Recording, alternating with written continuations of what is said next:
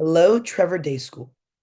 Welcome to a new cycle of world news brought your way by the That's News to Me Club, one of Trevor's newest after school organizations.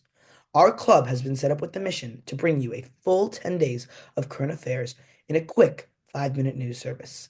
As spring continues on and temperatures begin to warm, That's News to Me brings you the latest information hot off the press.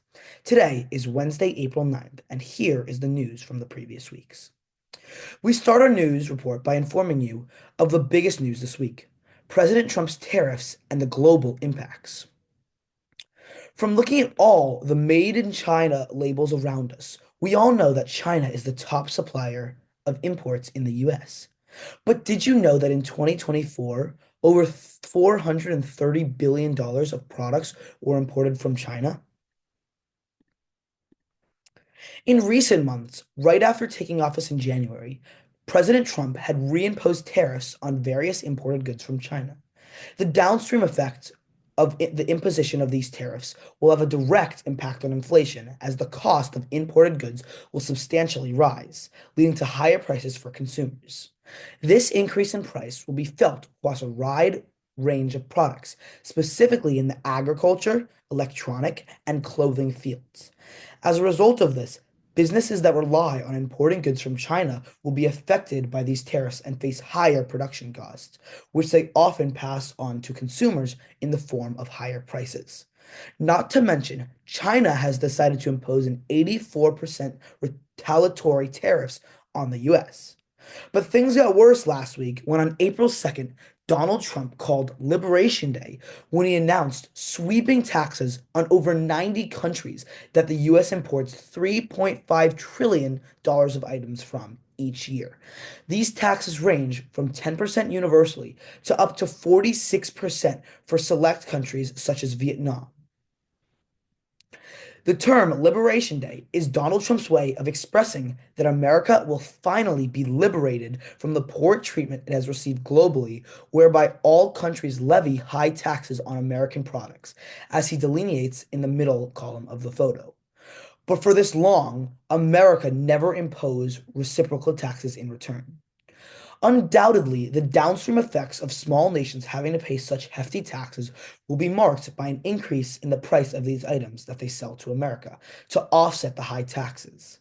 By Sunday, April 6th, 50 of the 90 countries that had been slapped with Liberation Day tariffs are seeking to meet President Trump one on one to seek some leniency in their rate of tariff. These tariffs also penalize the top US brands that manufacture raw materials and parts globally, wherever they can find skilled labor and the best prices. This includes tech giants, clothing manufacturers, pharmaceutical companies, household products and appliances, and even grocery products. No business is immune. The news sent US stock markets spiraling down for the entire first week in April, in fear of the inflation on one side, which has sustained increases in the price of everyday products and the accompanying reduction in purchasing power, and a US recession on the other side, coming from a decline in US economic activity and increased unemployment from all the layoff and funding cuts that Elon Musk and the Department of Government Efficiency have caused. Over the past week, the stock market has seen record deficits and drops in many of the biggest industries. Specifically, popular and usually safe investments such as Dow Jones and the S&P 500 have faced abnormal and unprecedented losses, with Dow plunging more than 2,200 points in a single day, April 2nd, and the S&P losing more than 1% over a mere 2-day span.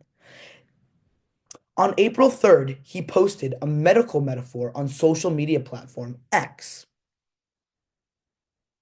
saying that these reciprocal tariffs were like surgery, painful in the short term, but beneficial in the long.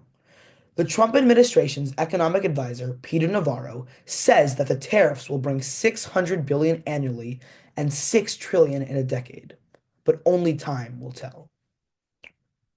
In breaking news from April 9th, with many countries scheduling appointments to visit President Trump in the coming days and seeking leniency for themselves, he has officially put a 90-day pause on expanded tariffs of all countries except China. For China, the revised tariff has now shot up to a staggering 125% on all importations, as the administration blames the Far East nation for lack of respect to the world markets.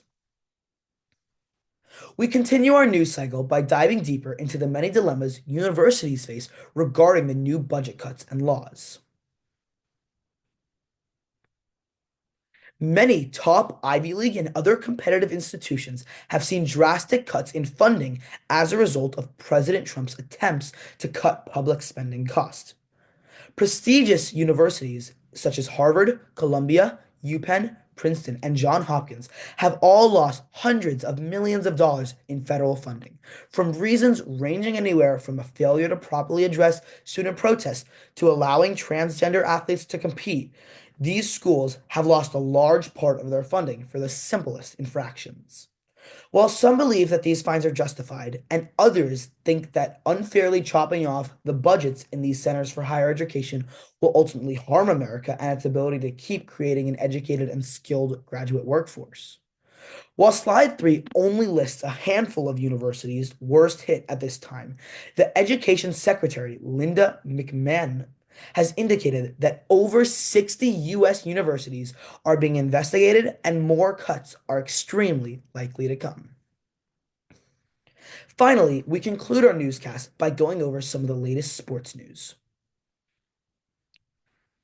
In spite of widespread global confusion, nothing can cheer us up more than sports and stories of heroism. And so, we're off.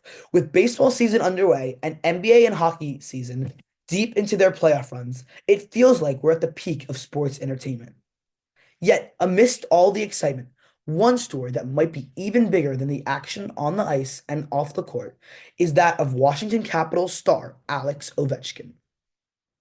On April 6, 2025, Alex Ovechkin, also known as the Great Eight, scored his 895th career goal in the NHL, surpassing Wayne, the Great One Gretzky, as the leading goal scorer in the league's history.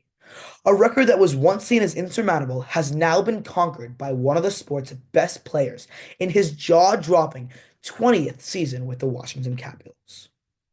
In other sports news, both the men's and women's seasons of basketball are wrapping up.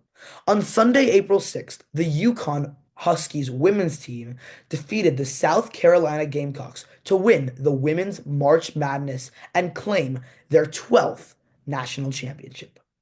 Led by their star point guard, Paige Buckners, the Huskies steamrolled their way to a title, beating other formidable opponents such as USC and UCLA. Going over to the men's side, on Monday, April 7th, the Florida Gators narrowly defeated the Houston Cougars in a thriller 65 to 63 game. Featuring constant score changes and amazing highlights, the game was truly a spectacle for all to witness. Led by their star guard, Walter Clayton Jr., the Gators willed their way to a third national championship, beating teams including Auburn and Texas Tech along the way. And on that note of success and perseverance, we will end today's news service. See you again on April 25th with another round of what's happening in the world. Until then, work hard, play hard, enjoy springtime, and of course, go Dragons.